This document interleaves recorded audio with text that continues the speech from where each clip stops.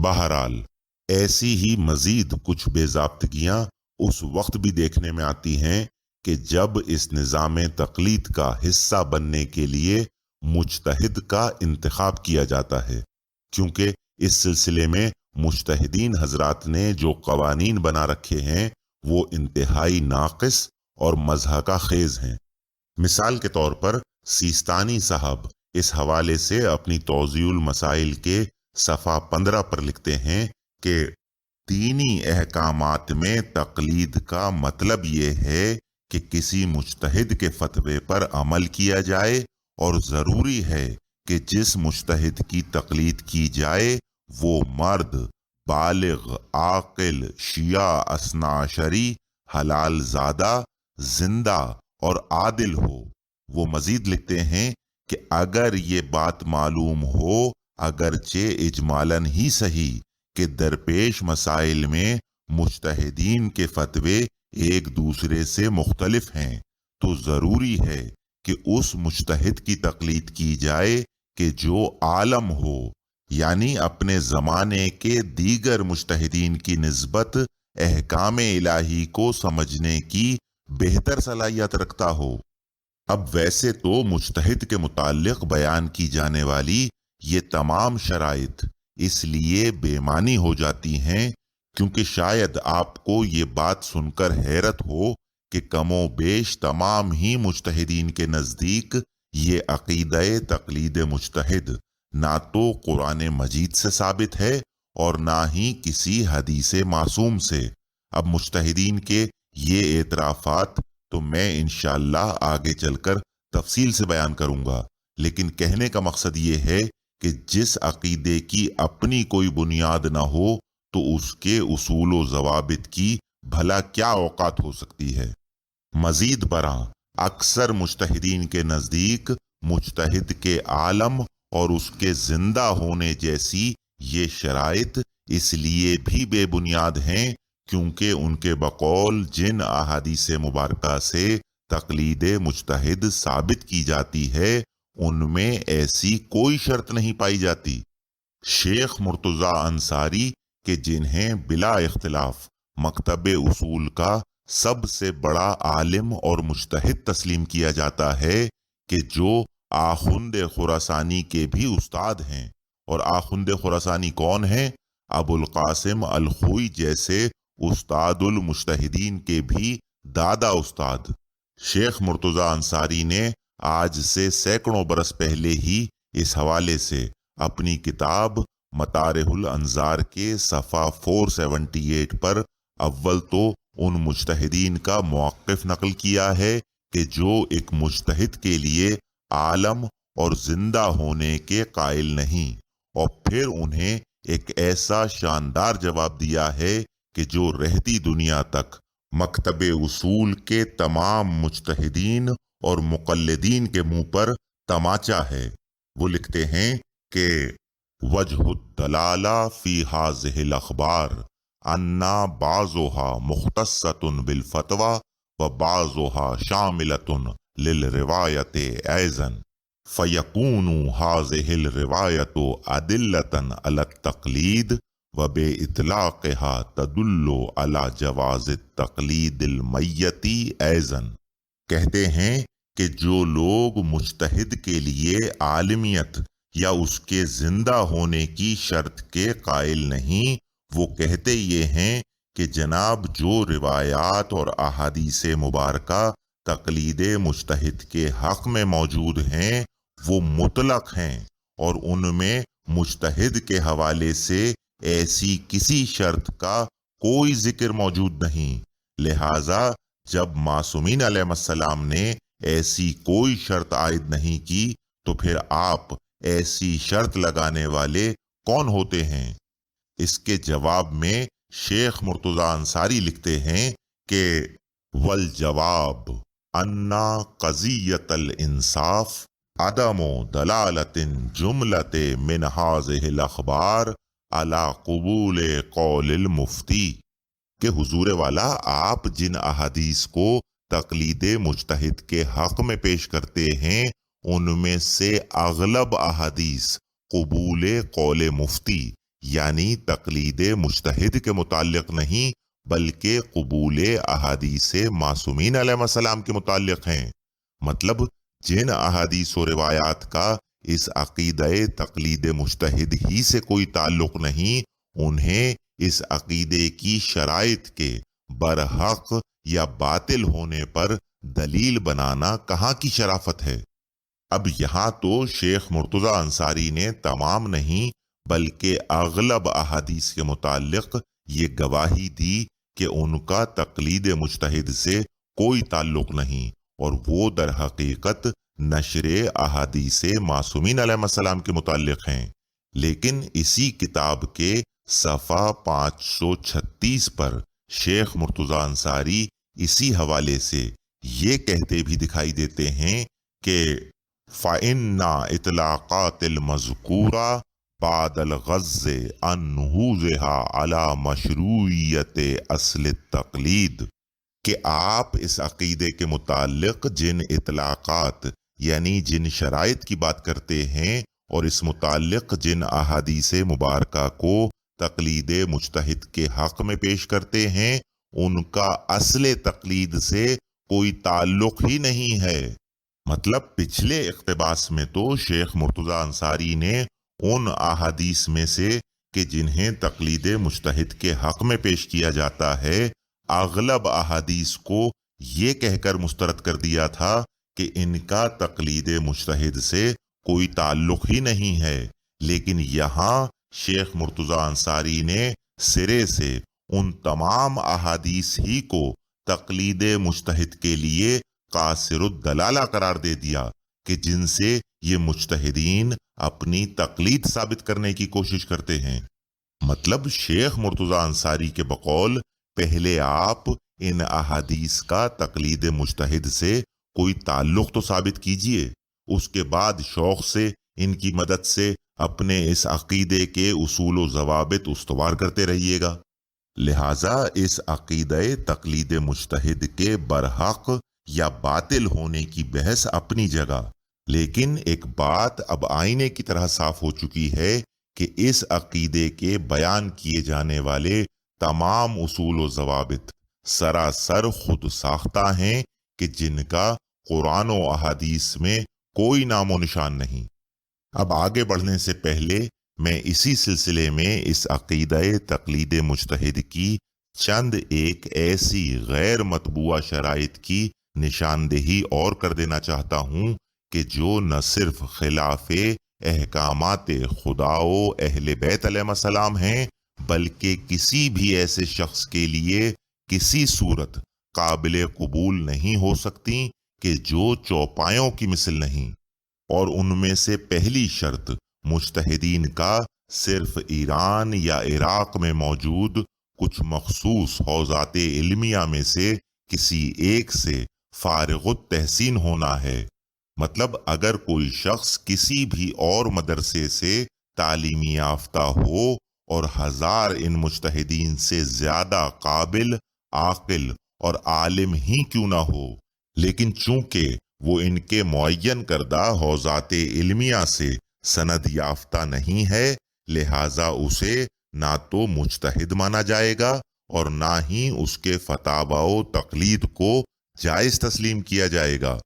اور پھر اسی کے ذیل میں ایک خود ساختہ پابندی مجتہدین کے نصاب کی صورت میں بھی دیکھنے کو ملتی ہے کہ جس کا انتخاب بنا کسی دلیل قرآن و حدیث کے صرف اور صرف مجتہدین کی ذاتی آراء کا نتیجہ ہوتا ہے۔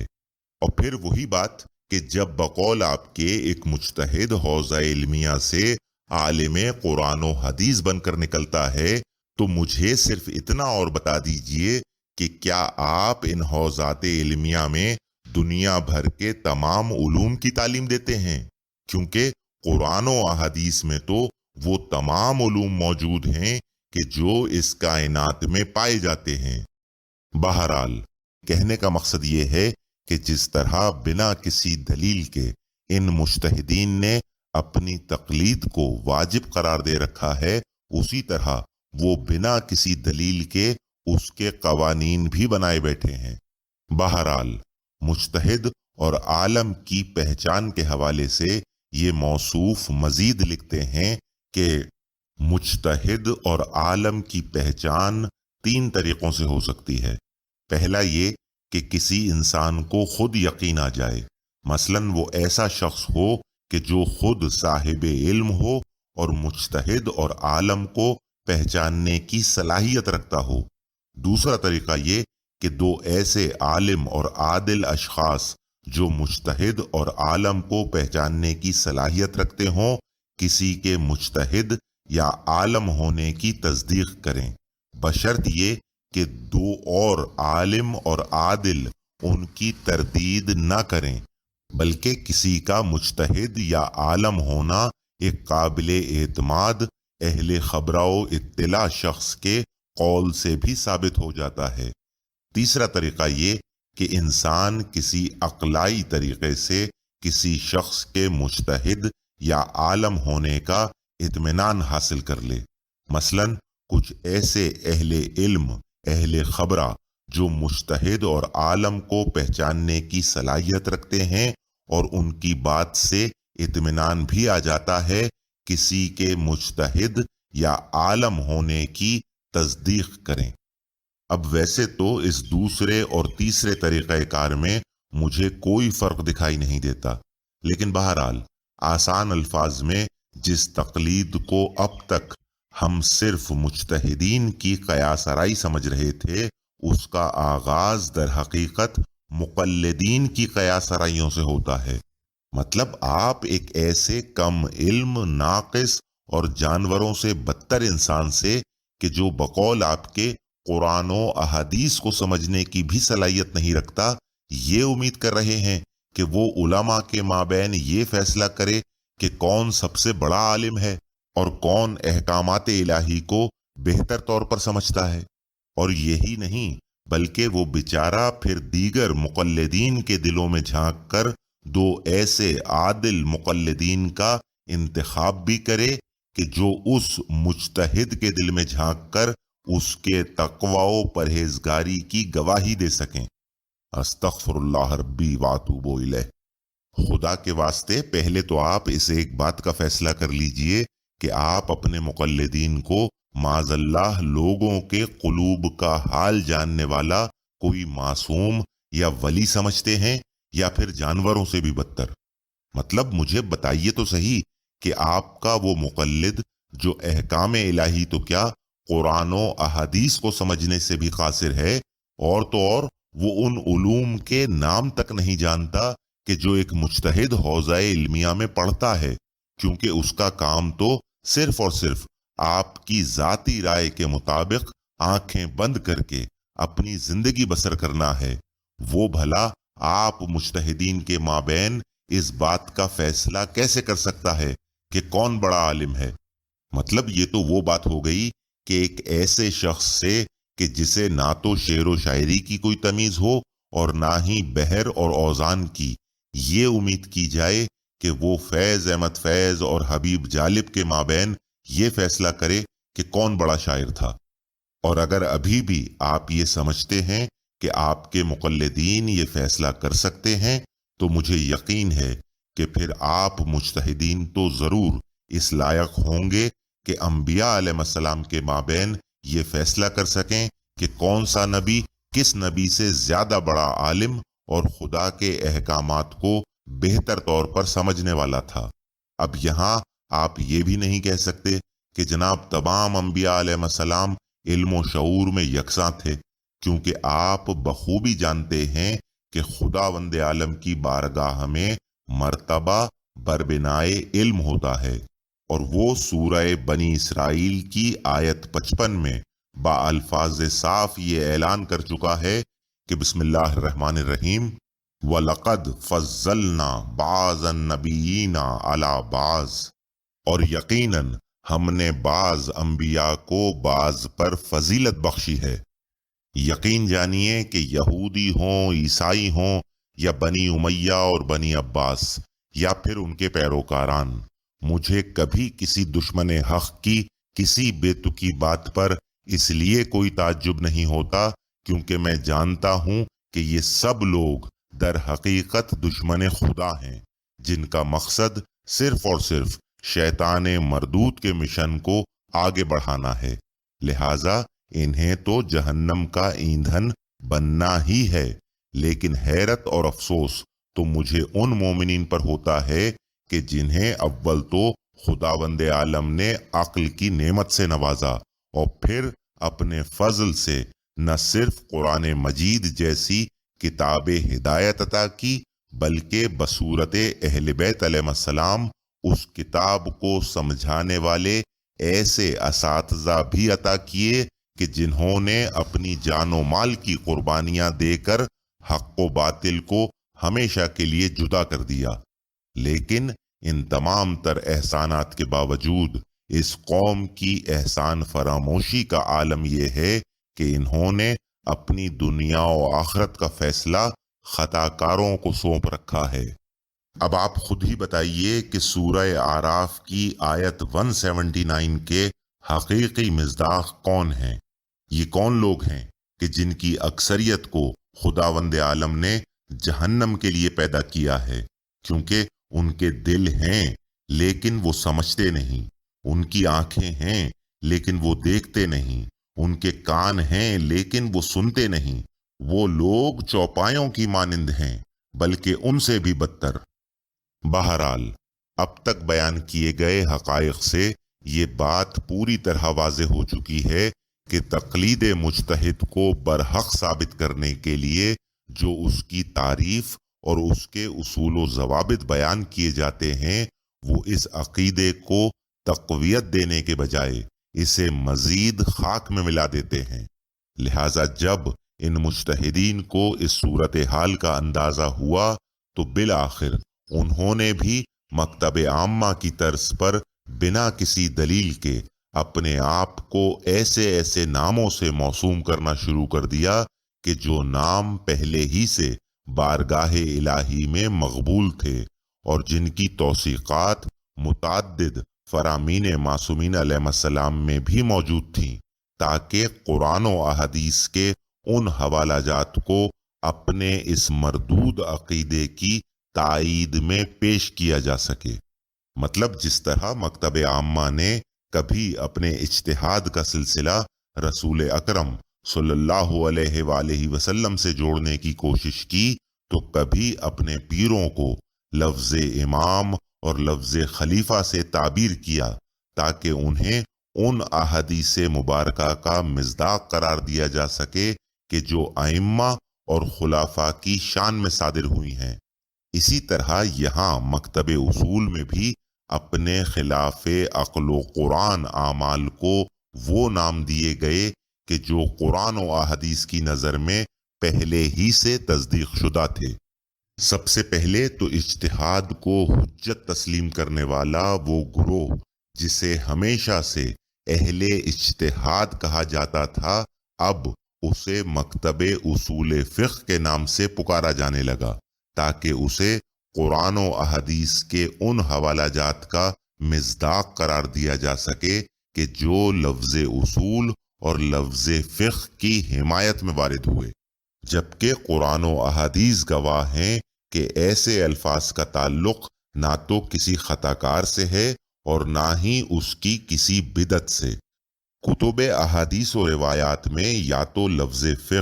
فقہ امام جعفر صادق علیہ السلام کے لیے استعمال ہوا ہے یا پھر سمجھ بوجھ کے معنوں میں، لیکن اس سے مراد فقہ مجتہدین ہرگز نہیں ہے۔ اسی طرح میں اکابر مجتہدین ہی کی کتب سے یہ بھی واضح کر چکا ہوں کہ لفظ اصول اور لفظ علم جیسے الفاظ سے مراد بھی در حقیقت احادیث معصومین علیہ السلام ہی ہیں، نہ کہ کسی گناہ گار کی ذاتی رائے۔ مطلب معصومین علیہ السلام جو اپنے اصحاب کو علم حاصل کرنے کا حکم دیا کرتے تھے، تو چونکہ اس دور میں سوائے علم قرآن و حدیث کسی دوسرے دنیاوی علم کی خاطر خواہ کوئی درسگاہ موجود نہیں تھی، لہٰذا اس سے مراد بھی در حقیقت حصول علم حدیث ہی تھا، نہ یہ کہ معصومین علیہ السلام معاذ اللہ لوگوں کو ان مجتہدین کی توضیح المسائل کی طرف راغب کیا کرتے تھے۔ اور ویسے بھی جب بقول آپ کے ائمہ علیہ السلام کے دور میں آپ کی ان بدعتوں کا کوئی نام و نشان ہی نہیں تھا، تو پھر بھلا ان الفاظ سے مراد کسی بدعت یا کسی بدعتی کو کیسے لیا جا سکتا ہے؟ لیکن اس کے باوجود نہ صرف آپ نے بنا کسی دلیل کے لفظ فقہ سے مراد فقہ مجتہدین کو لیا، بلکہ اسی مناسبت سے اپنے مجتہدین کو فقہا بھی کہنا شروع کر دیا، تاکہ جن احادیث و روایات میں فقہا کی تقلید و اطاعت کا حکم وارد ہوا ہے انہیں بھی اپنے ان خطاکار مجتہدین کے حق میں پیش کر سکیں۔ جبکہ حقیقت یہ ہے کہ یہ دونوں الفاظ ایک دوسرے کی ضد ہیں۔ مجتہد کہتے ہیں اجتہاد یعنی زن و گمان سے کام لینے والے کو، جو در حقیقت عمل شیطان مردود ہے، لیکن ظلم یہ ہے کہ مجتہدین کے اسی زن و گمان کو فتوے کا نام دے کر عوام کے لیے حجت بھی قرار دیا جاتا ہے، جبکہ از روئے قرآن و احادیث معصومین علیہ السلام فتویٰ صرف اور صرف فرمان الہی کا نام ہے، اور اسی کی اطاعت و تقلید ہم پر واجب بھی ہے۔ اور جہاں تک معصومین علیہ السلام کی اطاعت و تقلید کا تعلق ہے تو وہ بھی ہم پر اسی لیے واجب ہے کیونکہ یہ ہستیاں بنا وحی الہی اپنی زبان کو جنبش ہی نہیں دیتی تھیں، مطلب ان کا قول در حقیقت قول پروردگار ہی ہے۔ یہی وجہ ہے کہ صدر اول میں لفظ فتویٰ سے مراد نقل حدیث ہوا کرتا تھا، نہ کہ کسی غیر معصوم کی ذاتی رائے، اور اس کا اعتراف اصولی مسلک کے بڑے بڑے مجتہدین خود کرتے آئے ہیں۔ مثال کے طور پر شیخ محمد رضا المعروف کاشف الغطاء، جن کا تعارف میں گزشتہ مجالس میں بارہا کروا چکا ہوں کہ ان کا شمار وحید بابہانی کے دور کے بہت جید مجتہدین میں کیا جاتا ہے۔ یہ اپنی کتاب ادوار علم فقہ کے آغاز میں مکتب تشیع میں لفظ فتویٰ کی تاریخ یوں بیان کرتے ہیں کہ ان الفتویٰ بالحکم شرعی قد تتورع بیانها عند الشیعۃ الامامیۃ الاثنا عشریہ، کہ اثنا عشری یعنی 12 اماموں کے ماننے والے شیعوں میں شرعی احکامات میں فتویٰ در حقیقت ارتقائی دور سے گزرا ہے، ایوالوڈ ہوا ہے، یعنی پہلے اس سے مراد کچھ اور تھا اور آج کچھ اور ہے۔ فقد کان اصحاب الائمہ یفتون الناس بنقل نفس الحدیث للمستفتی، جس طرح ائمہ علیہ السلام کے اصحاب جو لوگوں کو فتویٰ دیا کرتے تھے تو وہ دراصل احادیث معصومین علیہ السلام ہی نقل کرتے تھے، جیسے مثال کے طور پر زرارہ بن عین، یونس بن عبد الرحمن، محمد بن مسلم، ابو بصیر، ابان بن تغلب، جمیل ابن دراج، محمد بن ابی عمیر، حسن بن علی بن فضال، صفان بن یحییٰ، اور ان کے علاوہ اور بہت سے اصحاب۔ ثم تتورت الفتوى عندهم فاخذوا یفتون بالنص الروایہ من دون ذکر السند، پھر یہ ارتقا پذیر ہوا اور ایک زمانہ آیا کہ لوگ اصل حدیث تو نقل کرتے تھے لیکن ان کی لمبی چوڑی اسناد کا ذکر نہیں کرتے تھے۔ ثم تتورت الفتوى فاخذوا یفتون بما ادى الیہم اجتہادہم فی حکم الواقعۃ الشرعی بتعبیرہم الخاصہ، اور اب وہ زمانہ ہے کہ شرعی احکامات میں فتویٰ نقل حدیث کو نہیں بلکہ اجتہاد کے نتیجے میں دی جانے والی ذاتی رائے کو کہا جاتا ہے۔ جناب والا، یہ کسی اخباری کے نہیں بلکہ مشہور و معروف اصولی مجتہد کے الفاظ ہیں کہ جو میں نے آپ کی خدمت میں پیش کیے۔ بہرحال اب رہی بات فقہا، محدثین اور روات احادیث کی، تو جیسا کہ ان ناموں سے آشکار ہے کہ یہ وہ ہستیاں ہیں کہ جو مجتہدین کی طرح قیاس آرائی سے کام نہیں لیتی بلکہ وہ سوال کے جواب میں صرف اور صرف احادیث معصومین علیہ السلام یعنی حکم باری تعالیٰ ہی نقل کرتی ہیں۔ لہٰذا جب ان ہستیوں کی تقلید و اطاعت کا حکم دیا گیا تو اس سے مراد بھی در حقیقت تقلید پروردگار ہی ہے۔ اور جہاں تک آپ کے ان خطا کار مجتہدین کا تعلق ہے تو ان کا احادیث معصومین علیہ السلام سے سروکار ہی کیا ہے کہ جو انہیں ان الفاظ کا مصداق قرار دیا جا سکے، بلکہ سچ پوچھیں تو انہیں احادیث معصومین علیہ السلام بیان کرنے کا بھی کوئی حق نہیں ہوتا، کیونکہ یہ اپنے بیان کو فتویٰ کہتے ہیں، اور فتویٰ خالصتاً ذاتی رائے کا دوسرا نام ہے، نہ کہ معصومین علیہ السلام کے فرامین کو اپنے الفاظ میں دہرا دینے کا۔ اٹھائیے مجتہدین کی توضیح المسائل اور مجھے کوئی ایک ایسا مجتہد دکھائیے کہ جس نے اپنے کسی ایک بھی فتوے کے حق میں کوئی قول معصوم نقل کیا ہو۔ تو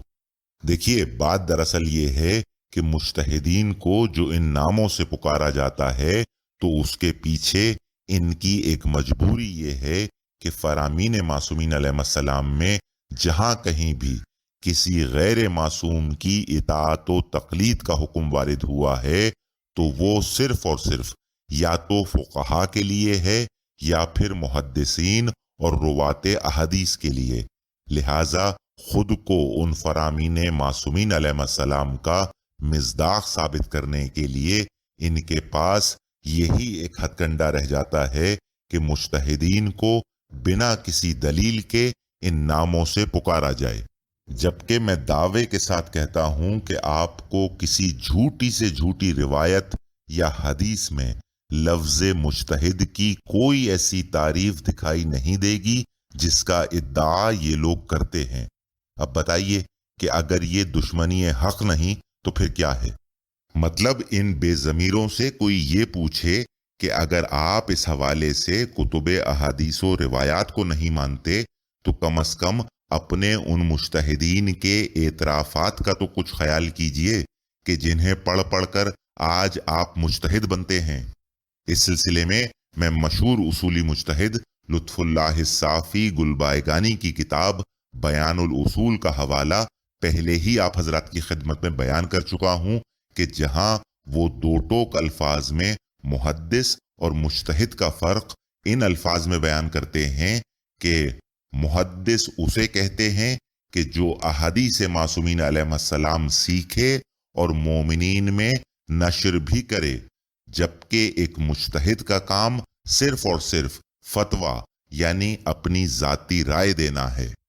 مزید برآں اگر کچھ دیر کو یہ مان بھی لیا جائے کہ مجتہد، محدث اور راوی حدیث ایک ہی منصب کے مختلف نام ہیں، تو پھر آپ اہل بیت علیہ السلام کو مجتہد مان کر ان کی تقلید کا اقرار کیوں نہیں کرتے؟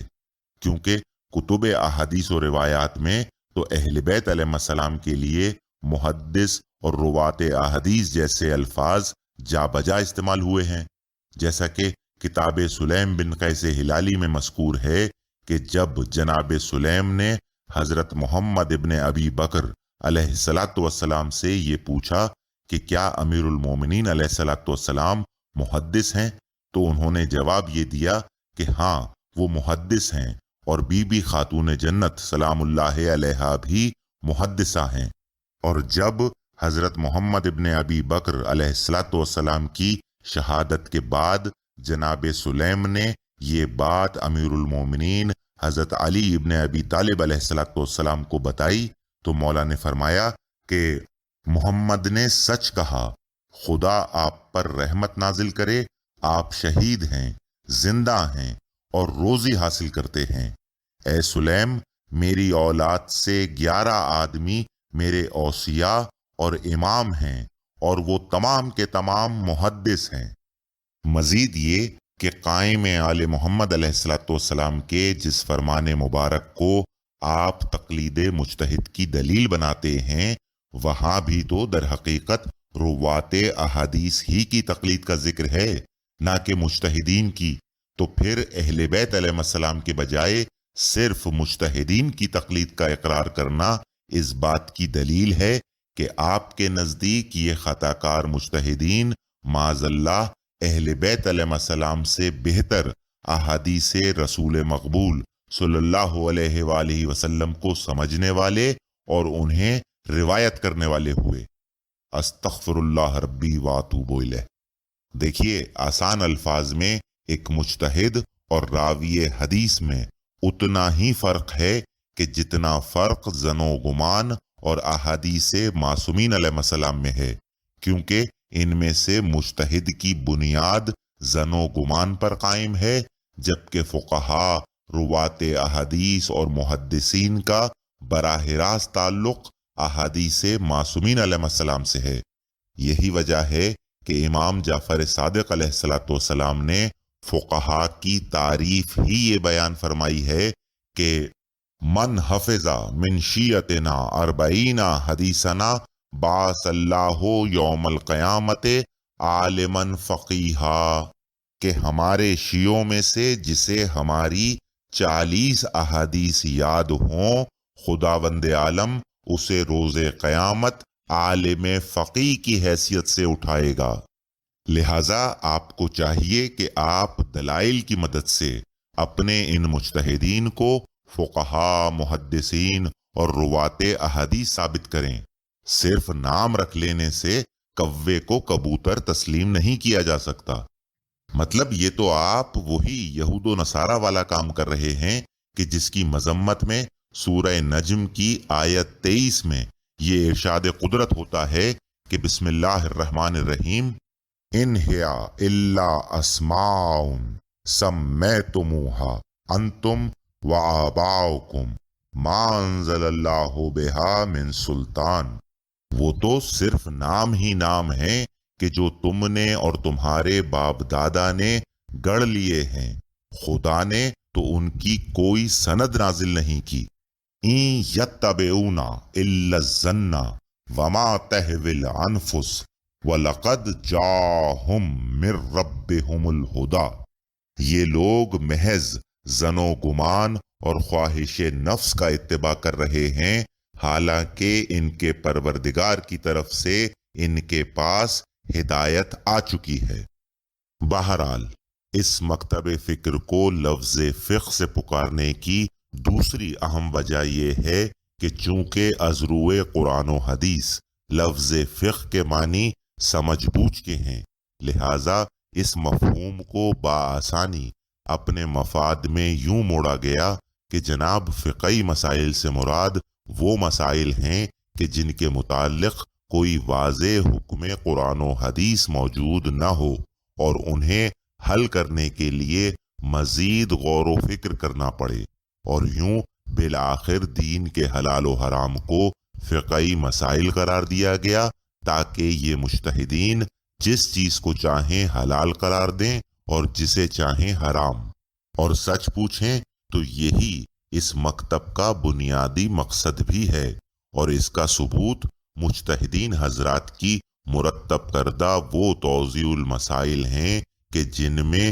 بنا کسی دلیل کے صرف اور صرف حلال و حرام ہی کے فیصلے کیے جاتے ہیں۔ اور پھر سونے پہ سہاگا یہ کہ مجتہدین کی انہی ذاتی آراء کو بنا حجت ثابت کیے براہ راست ایک حجت خدا یعنی فتوے کے نام سے پکارا بھی جاتا ہے۔ حد یہ ہے کہ بعض اصولی علماء حضرات تقلید مجتہد کے حق میں یہ بھی کہتے دکھائی دیتے ہیں کہ جناب احادیث معصومین علیہ السلام میں جو مومنین کو علماء دین سے رجوع کرنے کا حکم دیا گیا ہے تو وہاں علماء سے مراد در حقیقت ہمارے مراجع کرام ہی ہیں، کیونکہ مرجع کہتے ہی اسے ہیں کہ جس سے رجوع کیا جائے۔ اب بتائیے کہ اس جہالت کا کیا جواب دیا جائے؟ مطلب اگر آج کوئی شخص اپنا نام مومن رکھ لے اور پھر قرآن و احادیث کے ان تمام حوالہ جات کو اپنے مقام و مرتبے کی تائید میں پیش کرے کہ جو لفظ مومن کے حق میں صادر ہوئے ہیں، تو بتائیے کہ آپ ایسے جاہل انسان کو کیا جواب دیں گے؟ ارے بھائی میرے، یہ تو آپ نے از خود اپنے مجتہدین کو مراجع کرام کہنا شروع کر دیا، ورنہ اگر کسی حدیث معصوم میں انہیں مراجع تقلید کہا گیا ہو تو دکھائیے، ورنہ نہ تو مجتہدین کو مرجع کہہ لینے سے وہ مرجع بن سکتے ہیں، اور نہ ہی کچھ کم عقلوں کا ان سے رجوع کرنا انہیں وہ مرجع تقلید بنا سکتا ہے کہ جس کا ذکر احادیث معصومین علیہ السلام میں ملتا ہے۔ کتنی حیرت کی بات ہے کہ آپ ان مجتہدین کو تو بنا کسی دلیل کے مرجع کہہ کر ان سے رجوع بھی کرتے ہیں، اور ان کی تقلید کیے بنا خدا کے سامنے سر جھکانے کو بھی باطل سمجھتے ہیں۔ لیکن احادیث معصومین علیہ السلام میں جن ذوات مقدسہ سے رجوع کرنے کا حکم دیا گیا ہے انہیں آپ مرجع تقلید ماننے کو تیار نہیں۔ اصول کافی میں صادق آل محمد علیہ الصلاۃ والسلام فرماتے ہیں کہ تمہارے لیے سزاوار نہیں کچھ کہنا یا کرنا اس امر کے متعلق کہ جس کا تم کو علم نہیں، بہتر ہے کہ اس سے رک جاؤ اور رجوع کرو اس امر میں ائمہ ہدی کی طرف کہ وہ تم کو صحیح راستہ بتائیں گے اور نادانی کو تم پر واضح کر دیں گے اور امر حق کی معرفت کرائیں گے۔ خدا فرماتا ہے کہ اگر تم نہیں جانتے تو اہل ذکر سے پوچھو۔ اب بتائیے کہ مراجع تقلید اہل بیت علیہ السلام ہوئے یا آپ کے یہ خطا کار مجتہدین؟ بہرحال مختصر یہ کہ گناہ گاروں اور ان کی رائج کردہ بدعتوں کو ایسے ایسے ناموں سے پکارنے کا سلسلہ آج بھی جاری ہے کہ جن ناموں کی حجیت پہلے ہی سے قرآن و احادیث سے ثابت ہے۔ آنے والی گفتگو میں انشاءاللہ ان کی مزید وضاحت بیان کروں گا۔ عقیدہ تقلید مجتہد کی تعریف اور اس کے وہ اصول و ضوابط کہ جنہیں اس نظام کی بنیاد سمجھا جاتا ہے، ان کی حقیقت میں نے آپ حضرات کی خدمت میں بہت وضاحت کے ساتھ بیان کر دی، جس کے بعد میں امید کرتا ہوں کہ آپ میری کہی گئی اس بات سے پوری طرح متفق ہوں گے کہ تقلید کی تعریف ہی خود تقلید مجتہد کے بطلان پر سب سے بڑی دلیل ہے۔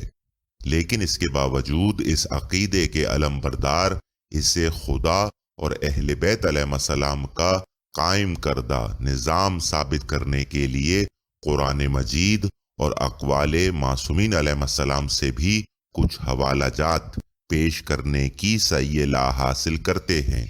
آئیے اب ذرا ان حوالہ جات پر بھی ایک مفصل نگاہ ڈالیں، اور اس سلسلے میں جو سب سے بڑا حوالہ پیش کیا جاتا ہے وہ سورہ توبہ کی آیت 122 ہے، جہاں ارشاد قدرت یہ ہوتا ہے کہ بسم اللہ الرحمن الرحیم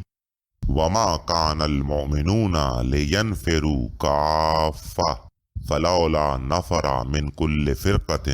مِّنْهُمْ طَائِفَةٌ لِيَتَفَقَّهُوا فِي الدِّينِ وَلِيُنذِرُوا قَوْمَهُمْ إِذَا رَجَعُوا إِلَيْهِمْ لَعَلَّهُمْ يَحْذَرُونَ۔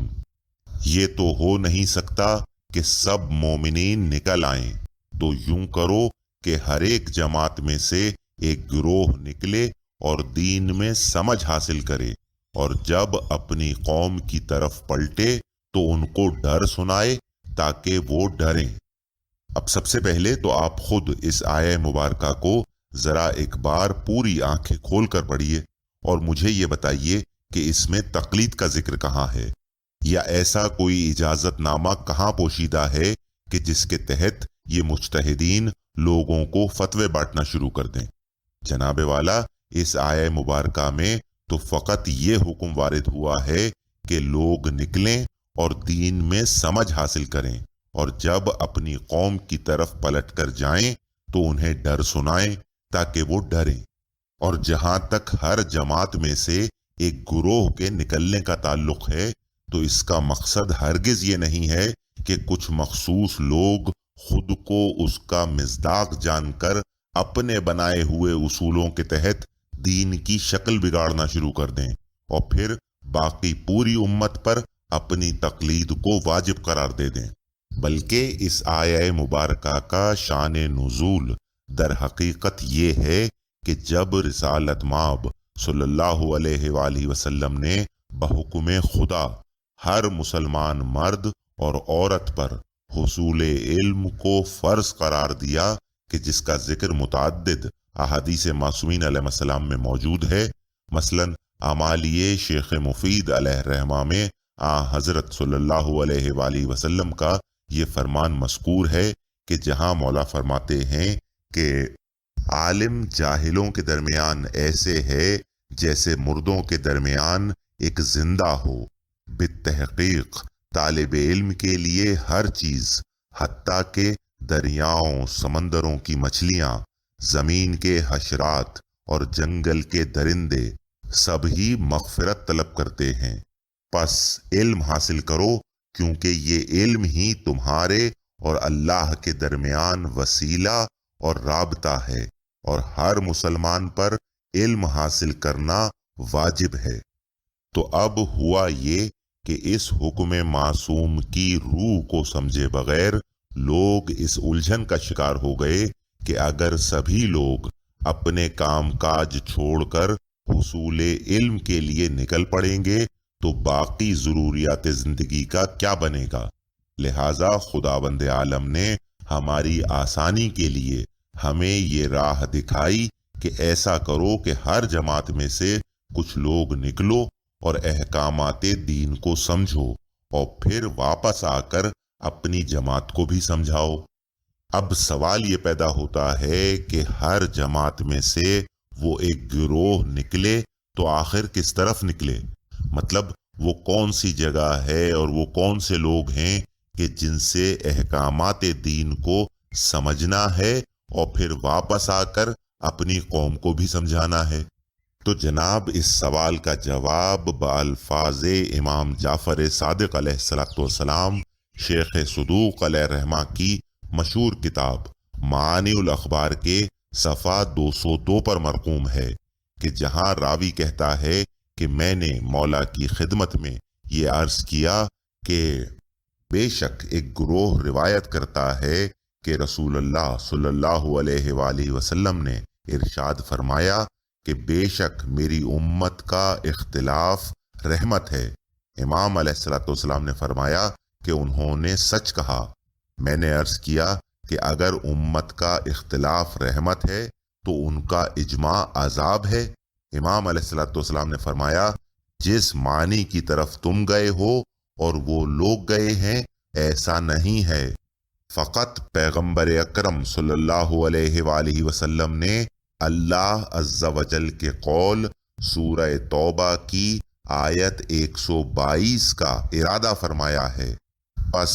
پروردگار نے لوگوں کو حکم دیا ہے کہ وہ رسول اللہ صلی اللہ علیہ وآلہ وسلم کی طرف حصول علم کے لیے نکلیں، اور آپ صلی اللہ علیہ وآلہ وسلم کی جانب مختلف علاقوں سے آئیں اور تعلیم حاصل کریں، اور پھر اپنی قوم کی طرف پلٹ کر انہیں تعلیم دیں۔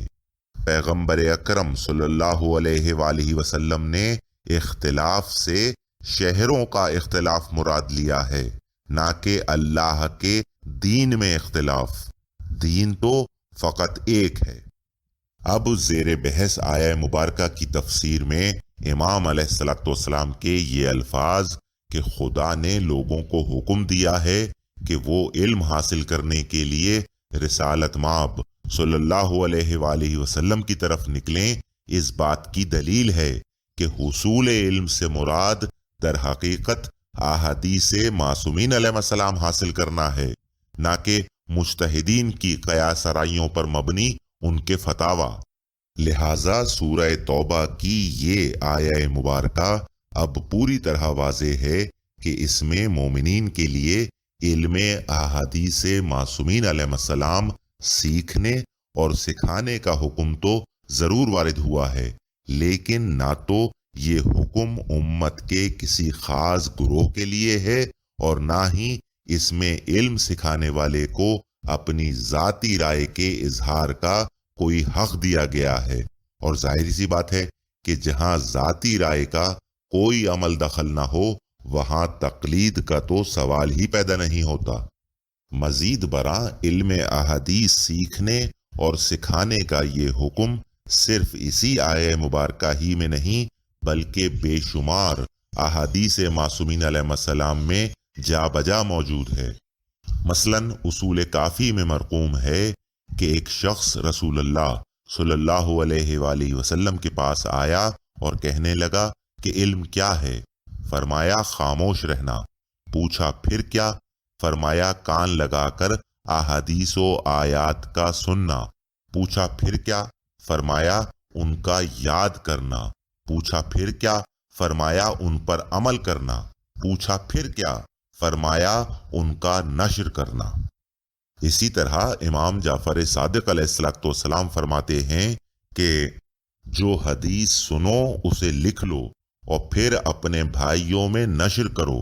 اگر تم مرنے لگو تو اس کو اپنی اولاد میں بطور میراث چھوڑو۔ ایک زمانہ ایسا آنے والا ہے کہ لوگ کتابوں سے مانوس ہوں گے۔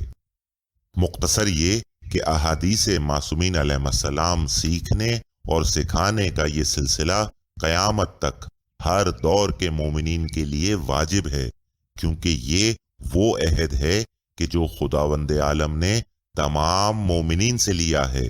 اصول کافی میں امام جعفر صادق علیہ السلام فرماتے ہیں کہ میں نے کتاب علی میں پڑھا ہے کہ اللہ تعالیٰ نے نہیں لیا جاہلوں سے عہد طلب علم کا جب تک علماء سے عہد نہیں لیا علم سکھانے کا جاہلوں کو، کیونکہ علم قبل جہالت ہے۔ اور پھر رسالت مآب صلی اللہ علیہ وآلہ وسلم کا وہ فرمان مبارک کہ اے گروہ مردم، میں نے تمہیں جس حلال کی رہنمائی کی ہے اور جس حرام سے منع کیا ہے میں نے یقیناً اس سے روگردانی نہیں کی ہے اور نہ میں نے اس میں کوئی تبدیلی کی ہے۔ تم میرے اس اعتراف کا ذکر لوگوں سے بیان کرتے رہنا اور اس کو یادداشت میں رکھنا اور اس کی وصیحت بھی کرتے رہنا، اور دیکھو تم بھی اس میں تبدیلی اور تغیر نہ کرنا۔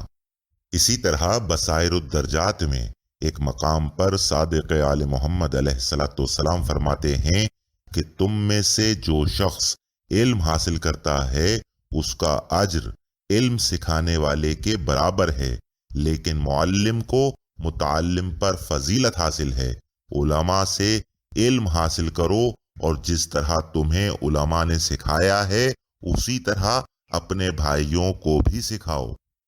بہرحال اب رہی بات اس آیہ مبارکہ میں وارد ہونے والے الفاظ یتفقہوا فی الدین کی، کہ جس کے متعلق یہ اصولی حضرات کہتے یہ ہیں کہ دیکھو لفظ فقہ تو قرآن مجید میں بھی وارد ہوا ہے اور فقہ کے معنی دینیات کے ہیں، لہٰذا ہمارا یہ اصول علم فقہ بے بنیاد ہرگز نہیں ہے۔ ارے بھائی میرے، یہ تو آپ نے اس لفظ فقہ کے معنی دینیات کے رکھ لیے ہیں۔ اگر قرآن مجید یا کسی قول معصوم میں لفظ فقہ کے معنی دینیات کے بتائے گئے ہوں تو دکھائیے۔ مطلب یہ تو وہی بات ہو گئی کہ جس طرح اگر آج کوئی نجومی اپنے پیشے کو برحق ثابت کرنے کے لیے یہ کہنا شروع کر دے کہ جناب سیارے کا ذکر تو قرآن مجید میں بھی وارد ہوا ہے اور اس سے فلاں ستارہ مراد ہے، تو بتائیے کہ آپ کیا کہیں گے؟ کیونکہ لفظ سیارہ تو واقعی سورہ یوسف کی 19ویں آیت میں آیا ہے، لیکن اس سے مراد کوئی ستارہ ہرگز نہیں ہے، بلکہ یہ لفظ ایک قافلے کے لیے استعمال ہوا ہے، جہاں ذکر یہ ہو رہا ہے کہ بسم اللہ الرحمن الرحیم وَجَاءَتْ سَيَّارَةٌ فَأَرْسَلُوا وَارِدَهُمْ فَأَدْلَى دَلْوَا، اور پہنچا ایک سیارہ یعنی ایک قافلہ اور بھیجا انہوں نے اپنے سقا کو یعنی پانی بھرنے والے کو، جب اس نے کنویں میں اپنا ڈول ڈالا قالا یا بشرا ھذا غلام، تو وہ بولا کہ خوشخبری یہ تو ایک لڑکا ہے، وَأَسَرُّوهُ بِضَاعَةٍ، اور انہوں نے اس کو چھپا لیا پونجی کے طور پر، وَاللَّهُ عَلِيمٌ بِمَا يَعْمَلُونَ، اور اللہ کو خوب معلوم تھا کہ جو وہ کرتے تھے۔ یہ حضرت یوسف علیہ السلام کا واقعہ ہے کہ جب ان کے سوتیلے بھائیوں نے انہیں ایک کنویں میں پھینک دیا تھا اور ایک قافلے والوں نے انہیں وہاں سے نکالا تھا۔ بات کا مقصد یہ ہے کہ آپ کے کہہ دینے سے ہرگز کسی لفظ کے معنی نہیں بدل سکتے، بلکہ وہ وہی رہیں گے کہ جن معنیوں میں قرآن مجید نے اس لفظ کو استعمال کیا ہے۔ ورنہ اگر آپ جیسے احمقوں کا بس چلے تو آپ لفظ قضا کی طرح پورے قرآن مجید کو معاذ اللہ ایک مضحکہ خیز تماشا بنا کر رکھ دیں۔ بھائی قرآن مجید میں جہاں کہیں عبادت کے ذکر میں لفظ قضا وارد ہوا ہے تو وہ صرف اور صرف ادا کرنے کے معنوں میں آیا ہے۔ مثال کے طور پر سورہ جمعہ، جس کی تلاوت ہر نماز جمعہ میں ہوتی ہے، لیکن عقلوں پر پتھر پڑے ہوئے ہیں کہ سمجھتے ہی نہیں۔ اس سورہ کی آیت 10 کا آغاز اسی لفظ سے ہوتا ہے کہ بسم اللہ الرحمن الرحیم، فَإِذَا قُضِيَتِ الصَّلَاةُ فَانتَشِرُوا فِي الْأَرْضِ وَابْتَغُوا مِنْ فَضْلِ اللَّهِ وَاذْكُرُوا اللَّهَ كَثِيرًا لَعَلَّكُمْ تُفْلِحُونَ۔ پھر جب ادا کر لو، پوری کر لو نماز، تو پھیل جاؤ زمین میں اور تلاش کرو اللہ کا فضل اور ذکر کرتے رہو اللہ کا کثرت سے، تاکہ تمہیں فلاح نصیب ہو۔ اسی طرح مناسک حج کے حوالے سے سورہ بقرہ کی آیت 200 میں ارشاد قدرت ہوتا ہے کہ بسم اللہ الرحمن الرحیم، فَإِذَا قَضَيْتُمْ مَنَاسِكَكُمْ فَاذْكُرُوا اللَّهَ كَذِكْرِكُمْ آبَاؤُكُمْ أَوْ أَشَدَّ ذِكْرًا۔ پھر جب ادا کر چکو، پورے کر چکو تم اپنے حج کے ارکان، تو ذکر کرو اللہ کا جیسے کہ ذکر کیا کرتے تھے تم اپنے باپ دادا کا، یا پھر اس سے بھی زیادہ ذکر۔ اور پھر ایک جگہ سورہ نساء کی آیت 103 میں تو فرمان علی صاحب نے بھی لفظ قضا کا ترجمہ ادا ہی کیا ہے کہ بسم اللہ الرحمن الرحیم، فَإِذَا قَضَيْتُمُ الصَّلَاةَ فَاذْكُرُوا اللَّهَ قِيَامًا وَقُعُودًا وَعَلَى جُنُوبِكُمْ۔ پھر جب تم نماز ادا کر چکو تو اٹھے بیٹھے لیٹے، غرض ہر حال میں خدا کو یاد کرو۔ لیکن اس کے باوجود فقہ میں آنے کے بعد ادا اور قضا دو الگ الگ لفظ ہو گئے کہ نماز نہ پڑھی تو قضا ہوئی اور روزہ نہ رکھا تو قضا ہوا۔ لیکن از روئے قرآن نماز پڑھ لی تو قضا ہوئی اور روزہ رکھ لیا تو قضا ہوا۔ اب بتائیے کہ فقہ میں جو احکامات قضا نماز اور قضا روزے کے حوالے سے بیان کیے جاتے ہیں ان کی کیا حیثیت رہ گئی؟ لہٰذا خدا کے واسطے قرآن مجید اور معصومین علیہ السلام نے جس لفظ کو جس معنوں میں استعمال کیا ہے وہ تلاش کیجیے۔ خلاف قرآن و احادیث الفاظ کے معنی رکھنے کا انجام بہت دردناک ہے۔ اور ویسے بھی سورہ توبہ کی اس زیر بحث آیت میں تو مومنین کا ذکر وارد ہوا ہے، لہٰذا اس حکم کا اطلاق صرف انسانوں ہی پر نہیں بلکہ جنات پر بھی ہوتا ہے، کیونکہ جس طرح انسانوں میں مومنین ہیں اسی طرح جنات میں بھی ہیں۔ دلیل سورہ احقاف کی آیت 29 سے مسلسل 3 آیات کہ جہاں بالکل یہی مضمون جنات کے لیے وارد ہوا ہے۔ ارشاد قدرت ہوتا ہے کہ بسم اللہ الرحمن الرحیم، وَإِذْ صَرَفْنَا إِلَيْكَ نَفَرًا مِّنَ الْجِنِّ يَسْتَمِعُونَ الْقُرْآنَ، اور جب متوجہ کیا ہم نے تمہاری طرف جنوں میں سے ایک گروہ کہ وہ قرآن سنیں، فَلَمَّا حَضَرُوهُ قَالُوا أَنصِتُوا، تو جب وہ حاضر ہوئے اس کے پاس تو کہنے لگے کہ خاموش رہو۔ فَلَمَّا قُضِيَ وَلَّوْا إِلَىٰ قَوْمِهِمْ مُنذِرِينَ۔ اب دیکھیے کہ یہاں بھی لفظ قضا ادا ہی کے معنوں میں وارد ہوا ہے کہ پھر جب قرآن پڑھنا تمام ہوا تو وہ واپس گئے اپنی قوم کی طرف کہ ان کو خبردار کریں۔ اب بتائیے کہ کیا جنات اپنی قوم کی طرف مجتہد بن کر گئے تھے تاکہ اجتہاد کریں اور انہیں فتوے دیں؟ اگر خدا نے ان سے اجتہاد ہی کرانا تھا تو پھر انہیں علم قرآن کی طرف متوجہ کرنے کی کیا ضرورت تھی؟ اب وہ جنات اپنی قوم کی طرف کیا بن کر گئے تھے اس کا ذکر بھی آگے موجود ہے کہ قالو یا قومنا انا سمعنا کتابا انزل من بعد موسیٰ مصدقا لما بین یدیہ یہدی الی الحق و الی طریق مستقیم۔ کہنے لگے کہ اے ہماری قوم، یقیناً ہم نے سنی ہے ایک کتاب جو نازل ہوئی ہے موسیٰ کے بعد، تصدیق کرتی ہے ان کی جو کتابیں اس سے پہلے نازل ہوئی ہیں، رہنمائی کرتی ہے حق کی طرف اور سیدھے راستے کی طرف۔ یا قومنا عجیبوا داعی اللہ وآمنوا بہ ویغفر لکم من ذنوبکم ویجرکم من عذاب علیم۔ اے ہماری قوم، قبول کرو بات اللہ کی طرف بلانے والے کی اور ایمان لاؤ اس پر، وہ بخش دے گا تم سے تمہارے گناہ اور پناہ میں رکھے گا تمہیں دکھ دینے والے عذاب سے۔ لہٰذا یہ آیات گواہ ہیں کہ جنات نے اس حکم باری تعالیٰ کا ناجائز فائدہ اٹھا کر نہ تو عقائد کی شکل بگاڑی، نہ اپنی قوم سے اپنی تقلید کروائی اور انہیں فتوے دینے کا کوئی سلسلہ شروع کیا، اور نہ ہی کتاب الہی کو سمجھنا ماورائے عقل قرار دیا، بلکہ انہوں نے تو فقط اپنی قوم کو کتاب الہی کی پیروی کرنے کی تلقین کی اور اس سے منہ موڑنے والوں کے انجام سے آگاہ کیا۔ اور ویسے بھی ان آیات میں نظارت کا لفظ وارد ہوا ہے کہ جو قرآن مجید کی روح سے اصول دین پر صادق آتا ہے، اور آپ ہی کے بقول اصول دین میں تقلید حرام ہے، لہٰذا زیر بحث آیت کو تقلید ناقص کا جواز بنانا کھلا دھوکہ دینے کے مرادف ہے۔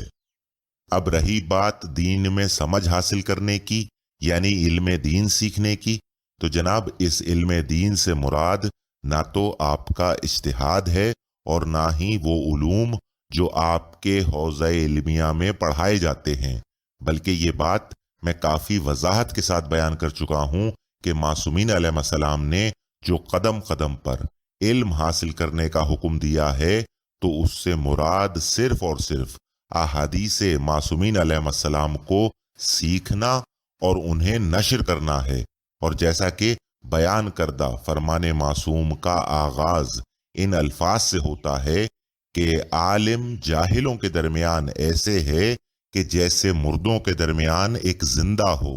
بالتحقیق طالب علم کے لیے ہر چیز، حتیٰ کہ دریاؤں اور سمندروں کی مچھلیاں، زمین کے حشرات اور جنگل کے درندے سبھی مغفرت طلب کرتے ہیں۔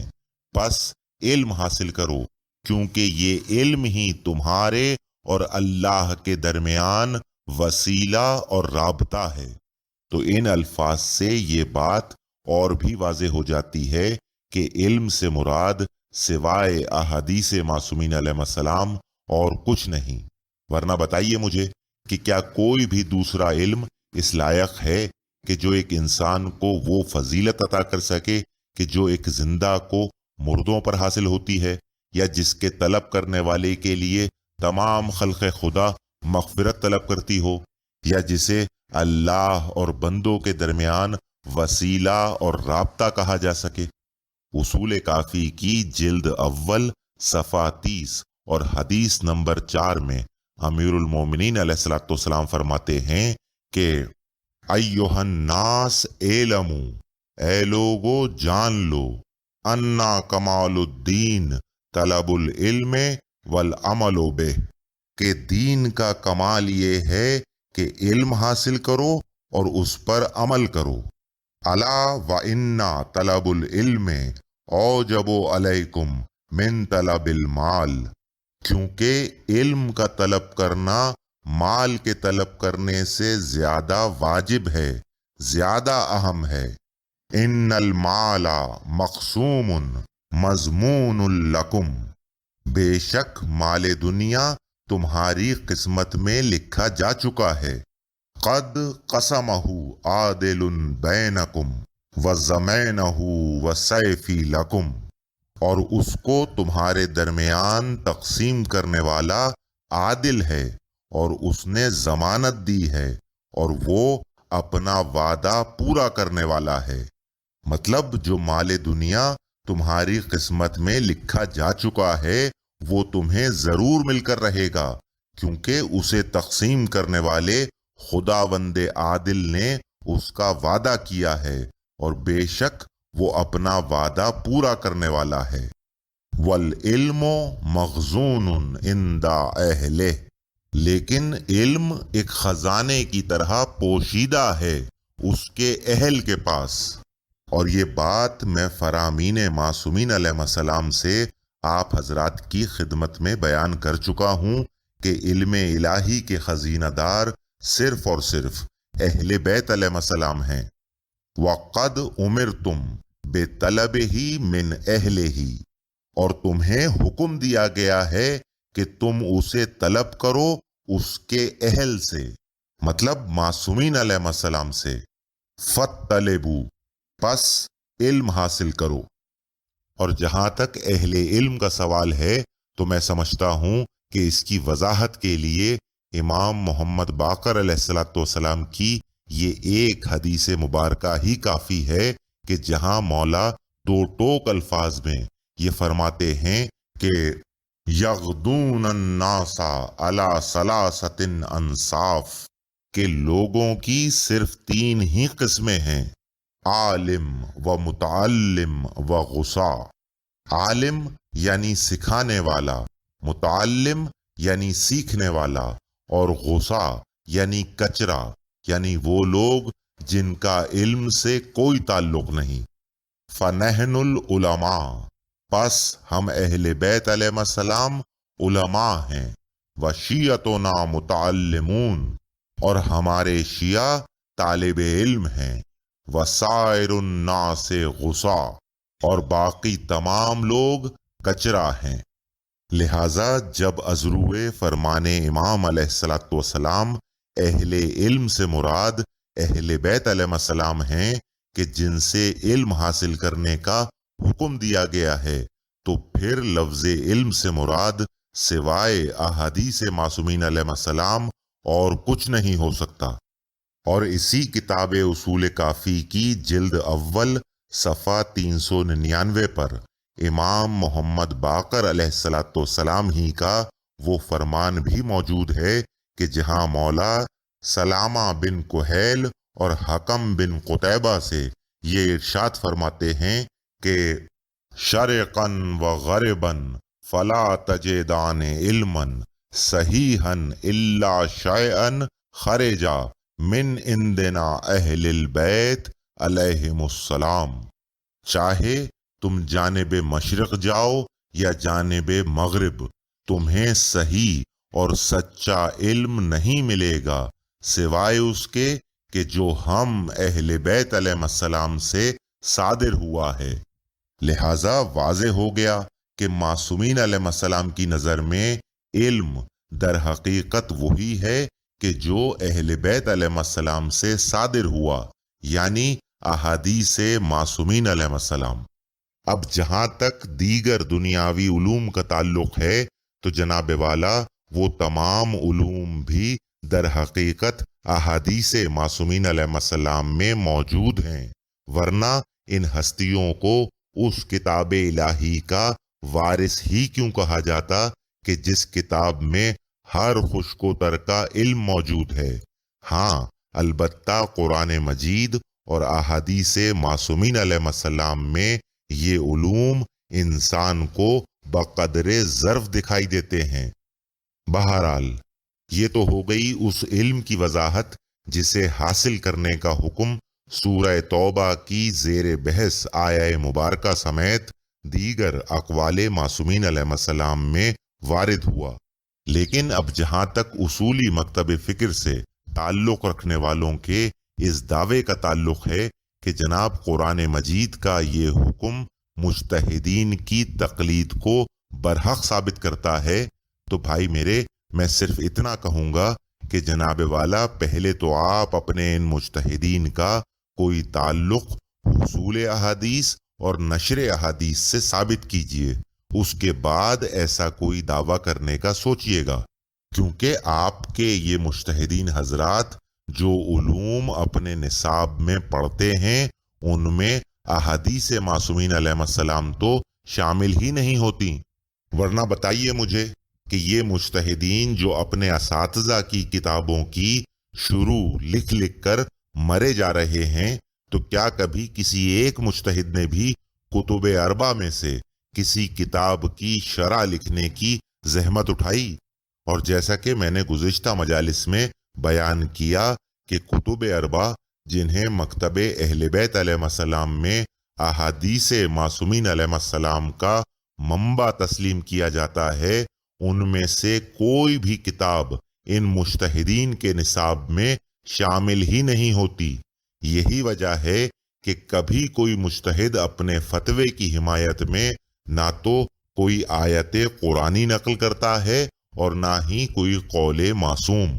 اور اس سلسلے میں انہی کے ایک رسالے نور معرفت کا حوالہ بھی آپ حضرات کی خدمت میں پیش کر چکا ہوں کہ جہاں واضح الفاظ میں یہ مذکور ہے کہ قرآن و اہل بیت علیہ السلام سے متمسک ہونے کا دم بھرنے والے مکتب کے پیروکاروں کے دینی اداروں میں قرآن و اہل بیت علیہ السلام دونوں کے گرا بہا معارف اور علم و حکمت کے خزانے سے کوئی قابل ذکر استفادہ نہیں کیا جاتا، بلکہ قرآن و اہل بیت علیہ السلام سے متعلق خاص طور پر کوئی مضمون نصاب میں شامل ہی نہیں ہوتا۔ اب بتائیے کہ ان حقائق کے بعد کیا حق پہنچتا ہے ان مجتہدین کو کہ یہ خود کو ان احکامات کا مصداق قرار دیں کہ جو در حقیقت محدثین اور روات احادیث کی شان میں وارد ہوئے ہیں۔ دیکھیے، اپنی مشقت اجتہاد کا نام اصول علم فقہ رکھ لینے سے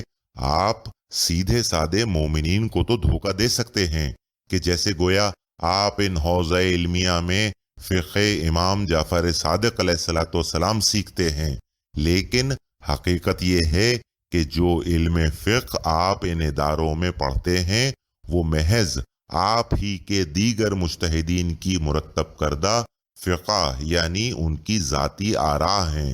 اور پھر درس خارج کے نام پر بھی آپ لوگوں کو یا تو آخوند خراسانی یا شیخ اعظم جناب مرتضیٰ انصاری جیسے کسی بڑے مجتہد ہی کی توضیح المسائل کے تحت درس دے دیا جاتا ہے۔ مختصر یہ کہ اس پورے نصاب میں ان لوگوں کو بڑے بڑے مجتہدین کے فتاوی پڑھا کر فتوے بازی کا ہنر سکھایا جاتا ہے۔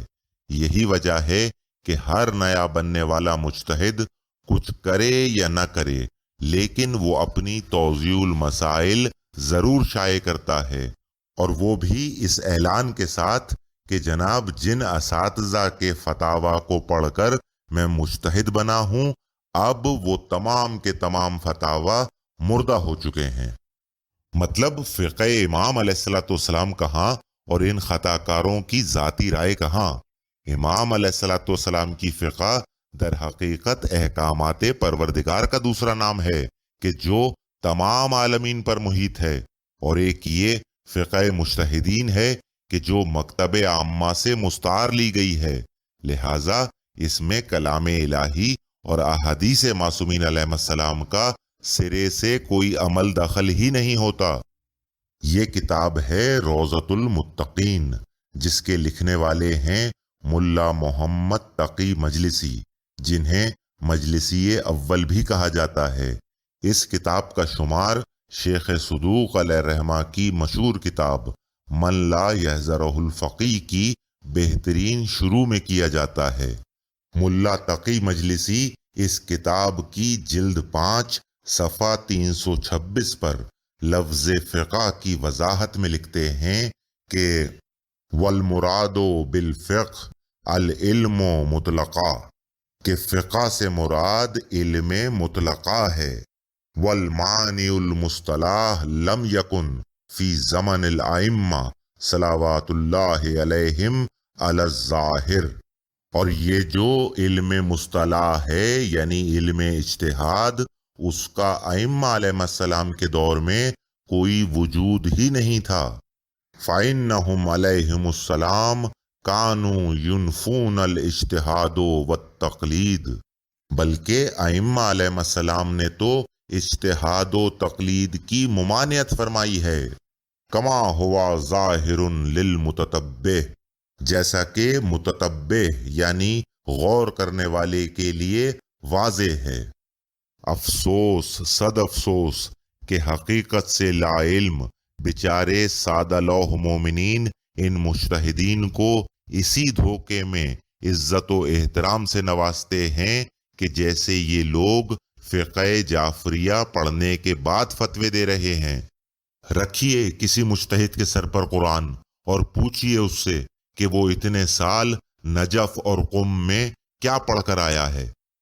بہرحال اب یہ بات سورج کی طرح واضح ہو چکی ہے کہ سورہ توبہ کی اس زیر بحث آیہ مبارکہ کو تقلید مجتہد کے حق میں پیش کرنا سراسر